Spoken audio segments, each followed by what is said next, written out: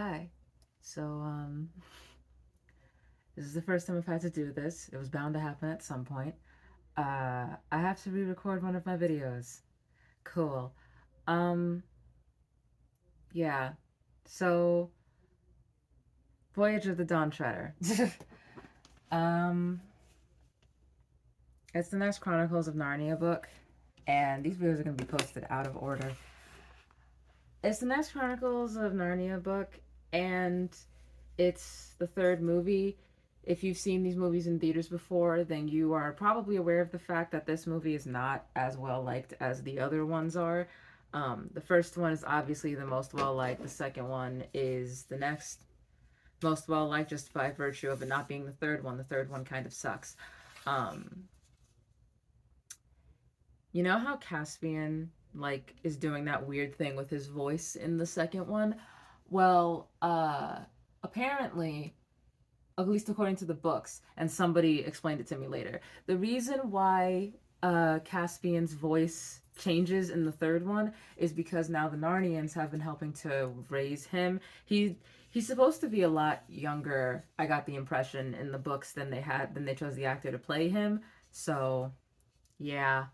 Um, Story of the movie: Lucy and Edmund are with their aunt and their annoying cousin, and Eustace is his name.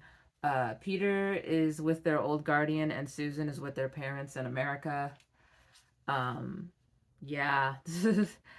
If you've seen the movie, then you've read this book. I don't know. This book feels like it just has a lot more detail in it that it was trying to do. The movies chose to cut out a lot of the correct things to cut out, I think. Reepicheep, who is my favorite character in the movies, is the most annoying creature to have ever existed in these books. Um, yeah.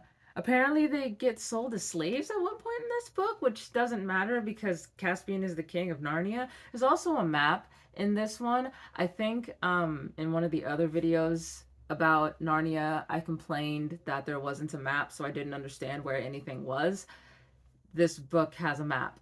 Um yeah, they're looking for like the nine lords or whatever to do something. It was never clear to me in the movie or the book why we were looking for these lords. Eustace gets turned into a dragon and he has a come to Jesus moment and whatever. um Edmund and Lucy aren't going to return to Narnia, but Eustace will in one of the later books, I'm assuming. They also implied that in the movies that Narnia may have use of you yet. And then I believe that kid went on to star in The Maze Runner. So, unless they're going to do one with him as an adult, I don't think that movie is ever going to come out. Probably for the best, because if you're unaware, these books are a metaphor for Christianity, and I'm pretty sure one of these books is like the reckoning or whatever it's called that's supposed to happen. So that's a thing. Um yeah, the book is very forgettable. So is the movie. So uh the Jesus thing is starting to get really blatant at this point. If you're reading these books and it wasn't clear before that Aslan is God, then it's super clear now. Um this book was also slower than the other ones. Like the other two were straight to the point. So, yeah. Bridge to Terebithia. Okay. The reason I'm re-recording this video. So, Bridge to Terabithia is essentially a book about grief that you would use to teach your children about grief. I didn't like the book that much. I got halfway through it, and I felt like the movie did it better. I felt like this format of like meeting the person who's going to die and then like learning a little bit about them and having the ability to become attached to them. I felt like that is better suited to a movie. I don't know how Bridge to Terabithia would work as a book, but I prefer this book. This is The Garden of Eve. I also read this on the channel. This book is very good at teaching your kids about grief because unlike Bridge to Terabithia, where we're learning about the girl and then you get to like the middle of the book and she's dead and there's like still 100 more pages left, the person who we are grieving in this book is already dead. get to meet them. We don't even really get to know the ghost boy that she meets, but yeah, I like this book better. um I don't remember the movie being this mundane either. Like, maybe it's just because I'm having a hard time with the imagination, but it takes a lot of time before we get to Terebithia. And I don't know. I feel like if you want to teach your kids about grief, I feel like this book does it much better because we talk about her grief, we talk about the family's grief of the ghost boy, and we also talk about her father's grief because her mother is the one who died. At least in her family. There is a ghost boy, but that's neither here nor there. Um, I like this book better. Garden of Eve. It's a good book. It's also on my favorite bookshelf. I changed my bookshelf a little bit, so like posting these videos out of order is going to be kind of hysterical. This is a special edition of the first Dune book. I thought they were only going to do this one, but then I walk into the bookstore and they have Dune Messiah and Children of Dune. And they make fun sounds when I touch them. That's great. Um, but yeah, I asked my sister if it would be appropriate for me to only include my favorite books, even if the book is part of a series, and she said yes. So I took a lot of the other books off, so now only my favorite books in the series are on here. Next to the special editions of Dune is God Messiah of Dune. I really hope they release a special edition of that one because right now we're looking pretty funky. um, yeah. Anyway, uh, so there's another book series where I'm having the same issue that I had with the Queen Alpha series, where I got to like the midpoint and it felt like the series was done, but there are still 6 more books.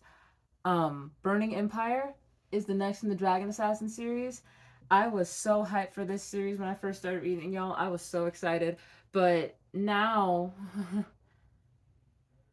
I don't know.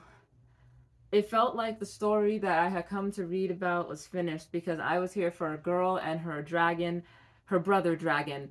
I don't care about the human stuff going on. So, like, this is like book 6 or 8 or 7 or something like that. And there are still like 6 more books left in the series. And I just cannot be bothered.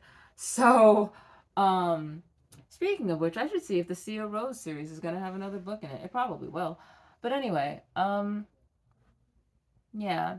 So they went back to the human land with what's her Carmen's brother, and he doesn't have any memory of what he did, but one of their like teachers wants to give him back his memory so he can take down the emperor.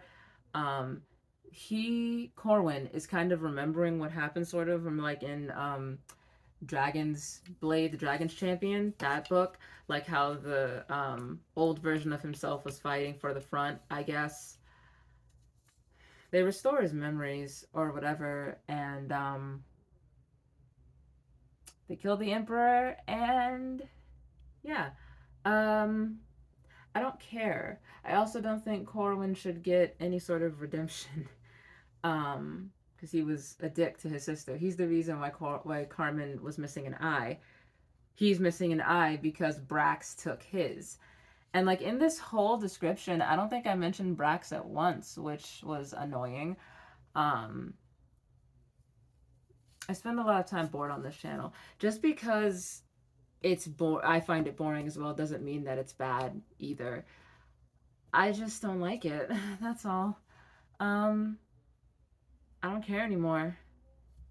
It sucks because I was so excited, and when I get really excited for books and then I just lose all interest, I get really sad, you know? Because I've been here for a while, but it's whatever, I suppose.